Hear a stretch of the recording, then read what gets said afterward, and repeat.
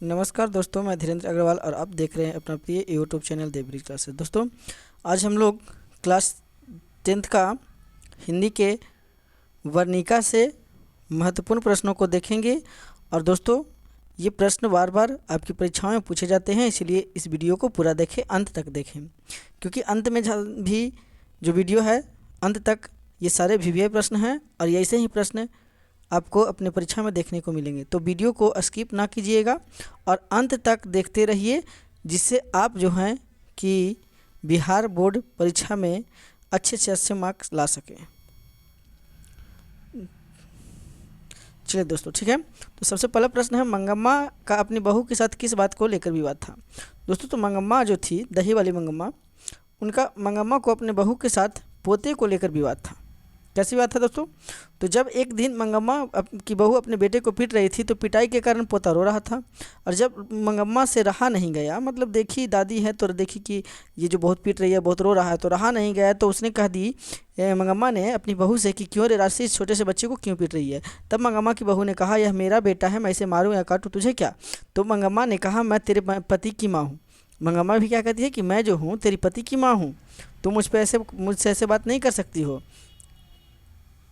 और बहू ने कहा, मैं इसकी माँ हूँ। ठीक है, इस प्रकार दोनों में बहस चलता गया और बात बढ़ गई और विवाद बढ़ता गया दोस्तों। और फिर एक बार दोनों अलग रहने लगे। चलिए, अगला प्रश्न जो है, रंगप्पा कौन था दोस्तों।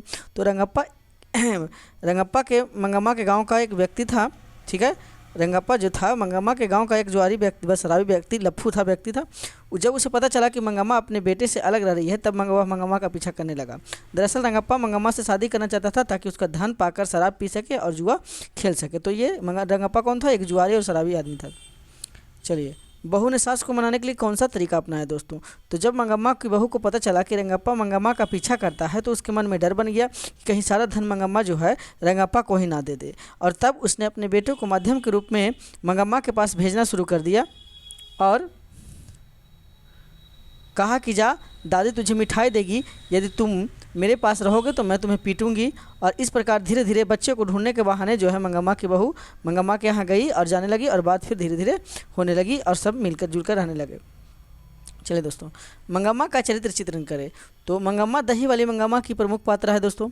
और मंगम्मा एक चरित्रवान औरत है और आत्मनिर्भर महिला थी, जो पति के छोड़ जाने के बाद भी दूसरी शादी नहीं की थी तथा रंगप्पा जैसे व्यक्ति के झांसे में भी नहीं आई। वह अपने परिवार का गुजारा दही बेचकर किया करती थी। और मंगम्मा बच्चों से बहुत प्यार करती थी दोस्तों, इसलिए जब लेखक के घर कभी जाती थी तो लेखक के द्वारा मांगने पर दही जो है उनके हाथ में थोड़ी सी दही रख दिया करती थी। मंगम्मा थोड़े शौकीन मिजाज की भी थी, इसलिए उसने मखमल का ब्लाउज बनवाया था। चलिए, दही वाली मंगम्मा कहानी का सारांश प्रस्तुत कीजिए दोस्तों। तो दही वाली मंगम्मा कहानी जो है नेशनल बुक ट्रस्ट इंडिया से लिया गया है। इस कहानी का हिंदी में अनुवाद BR नारायण ने किया है। इस कहानी की प्रथम प्रमुख केंद्रीय चरित्र मंगम्मा तथा दूसरी प्रमुख केंद्रीय जो है लेखक की माँ है दोस्तों। पति के चले जाने के बाद मंगम्मा अपना गुजारा दही बेचकर करती थी। सास और बहू में स्वतंत्रता की होड़ लगी रहती थी। माँ अपने बेटे पर हक नहीं छोड़ती और बहू अपने पति पर अधिकार जमाना चाहती थी। पोते की पिटाई के कारण मंगम्मा अपनी बहू को भला बुरा कह देती है और सास बहू का विवाद घर में अशांति की वजह बन जाती है। सास और बहू दोनों अलग अलग रहने लगते हैं। दही बेचकर जब मंगम्मा पैसे बचाती है तो उसके पीछे रंगप्पा नाम का व्यक्ति पड़ जाता है, और यह बात उसकी बहू को पता चलता है तो उसे अपने बेटे के माध्यम से मनाने की कोशिश करती है और फिर पुनः सब पहले की तरह एक साथ रहने लगते हैं। पानी में रहकर खींचने की दशा जो है बहू की है, मतलब मगरमच्छ की दशा बहू की है, और ऊपर रहकर हाथ पकड़ने की दशा जो है माता जी की है। चलिए दोस्तों, लक्ष्मी कौन थी, उसकी पारिवारिक स्थितियों का चित्रण कीजिए दोस्तों। तो लक्ष्मी धैर्य विश्वास कहानी की प्रमुख पात्रा है दोस्तों, और उसका पति लक्ष्मण कलकत्ता में रहता है। पति द्वारा भेजे गए पैसे पर्याप्त न होने के कारण वह तहसीलदार के यहाँ क्या करती है, काम करके अपना गुजारा चलाती है। अपने पूर्वजों द्वारा 1 बीघा ज़मीन में, जो उनके पूर्वज थे उनके लिए 1 बीघा ज़मीन छोड़ गए थे, ज़मीन में लक्ष्मी किसी प्रकार कर्ज लेकर खेती करती थी, लेकिन सूखा के कारण अंकुर जल जाते थे तो कभी बारिश के कारण फसल समाप्त हो जाती थी। लगातार बारिश होने से उसका हृदय जो है काँप उठता है और बाढ़ का डरावना दृश्य है उसके दिमाग में छाने लगता है दोस्तों। और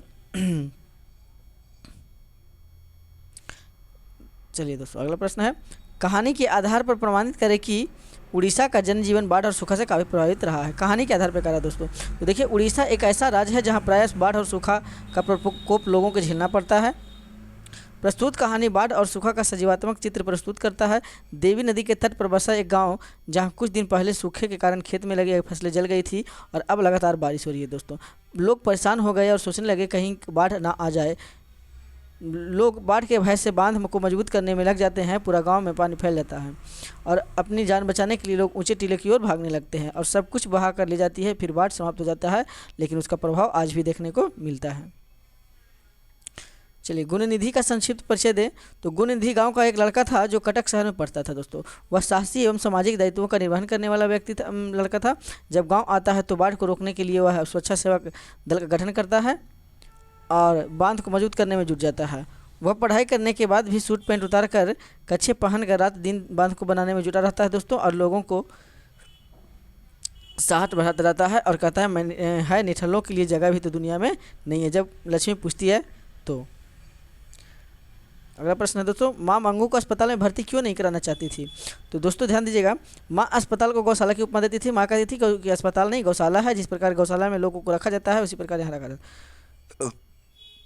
जिस प्रकार गौशाला में एक साथ सभी जानवर को रख दिया जाता है उसी प्रकार अस्पताल में भी सभी रोगियों को एक साथ रखा जाता है। उसका ख्याल रखने वाला कोई नहीं होता। मंगू बिस्तर पर ही टट्टी पेशाब कर देती थी दोस्तों। माँ जी सोचती थी कि मैं माँ होकर सेवा नहीं कर सकती तो अस्पताल वाले को तो अपने भी नहीं है, वो क्या सेवा करेंगे। इसीलिए माँ जी है जो कि मंगू को अस्पताल में भर्ती नहीं कराना चाहती थी। मंगू जिस अस्पताल में भर्ती की जाती है उस अस्पताल के कर्मचारी व्यवहार कुशल हैं या संवेदनशील, विचार कीजिए दोस्तों। तो मंगू जिस अस्पताल में भर्ती की जाती है उस अस्पताल के कर्मचारी संवेदनशील हैं दोस्तों। अस्पताल कर्मचारी मरीजों के साथ कुशल व्यवहार करते हैं एवं उनका अच्छे से ख्याल रखते हैं। माँ जी की ममता के मोह में मंगू को छोड़ना नहीं चाहते, लेकिन वहाँ के कर्मचारी मंगू तो माँ को यह विश्वास दिलाती है कि वह उनसे भी अच्छी तरह से मंगू को रखेगी। जब माँ जी मंगू को छोड़कर जाने लगती है तो उनके आंखें भर आती है और उसे जाने का मन नहीं करता है। तब एक नर्स माँ की जी को बोलती है कि मैं मंगू को अपनी बेटी की तरह रखूँगी और इसकी देखभाल करूँगी दोस्तों। तो वहाँ के जो मतलब नर्स हैं वो संवेदनशील और क्या हाँ, तो वह संवेदनशील और व्यवहार कुशल भी हैं दोस्तों। चलिए प्रश्न आगे, 6ठा नंबर प्रश्न दोस्तों, माँ का चरित्र चित्रण करें। माँ का चरित्र चित्रण करें दोस्तों। माँ का चरित्र चित्रण करें, ध्यान दीजिए दोस्तों। तो माँ कहानी की नायिका अपने घर की मुखिया और सहनशील नारी है। माँ जो है कहानी की नायिका है और घर की मुखिया और सहनशील क्या है, नारी है। वह सब कुछ करती है और यदि कोई उसकी आलोचना करे तो वह चुपचाप सुनते रहती है। वह अपने पागल पुत्री की देखभाल बहुत प्यार से करती है, उसे नहाती धुलाती है, साफ सुथरे रहने को कहती है। वह अपने सभी बच्चों को प्यार करती है, लेकिन मंगू के पागल होने के कारण वह सबसे ज़्यादा मंगू से प्यार करती है। माँ व्यवहार कुशल भी है। वह अपने बहुओं को व्यवहार से परिचित है, लेकिन घर का विखंडन ना हो इसलिए चुप रहती है। माँ ममतामयी और मंगू की जुदाई सहन नहीं कर पाती है और वह भी एक दिन पागल हो जाती है मंगू की तरह। चलिए दोस्तों अगला प्रश्न है, मंगू के प्रति माँ और परिवार के अन्य सदस्यों के व्यवहार में जो फर्क है उसे अपने शब्दों में लिखें। तो मंगू जन्म से ही पागल और गूंगी लड़की थी। संतान चाहे जैसे भी हो माँ उससे प्यार करती ही है। मंगू की देखरेख करने वाली माँ को अपनी पुत्री और ईश्वर से कोई शिकायत नहीं है। ममता की मूर्ति माँ अपने सुख को भूलकर पुत्री के लिए समर्पित हो जाती है। उसकी नींद उड़ जाती है, दिन रात अपने बच्ची के बारे में सोचती रहती है। मंगू के अलावा माँ के 3 संतान थी, वह अपने माँ के व्यवहार से अनमने दुखी रहते थे। ऐसी बात नहीं है कि मंगू के अलावा माँ किसी से प्यार नहीं करती। 2 बेटे और बहुएं तथा 2 बेटे और बहुएं तथा उनकी पुत्री एक और पुत्री भी थी जिसकी शादी हो चुकी थी। जब कभी वे छुट्टियों में घर आते थे तब उनके बच्चों को दादी के साथ रहने का मन होता था, लेकिन माँ जी की मंगू के प्यार में इस कदर खो जाती थी कि किसी का ख्याल नहीं रहता था, जिससे दुखी होकर बहुएं कभी कभी माँ जी के साथ अन्याय कर बैठती थी। मंगू को ठीक कराने का हर संभव प्रयास करती है तथा अंत में लोगों के कहने पर अस्पताल में भर्ती कराती है और फिर वह मंगू की चिंता के कारण पागल हो जाती है। चलिए दोस्तों, तो अगर आपको ये वीडियो अच्छी लगी हो तो लाइक कीजिए, शेयर कीजिए, इस वीडियो को आगे बढ़ाइए ताकि और भी बच्चे पढ़ सके, और हमारे चैनल को सब्सक्राइब कीजिए, बेल आइकन को दबाना ना भूलें। दोस्तों जितना से ज़्यादा हो सके वीडियो को शेयर कीजिए, लाइक कीजिए और कमेंट कीजिए, हमारे चैनल को सब्सक्राइब कीजिए। जय हिंद दोस्तों।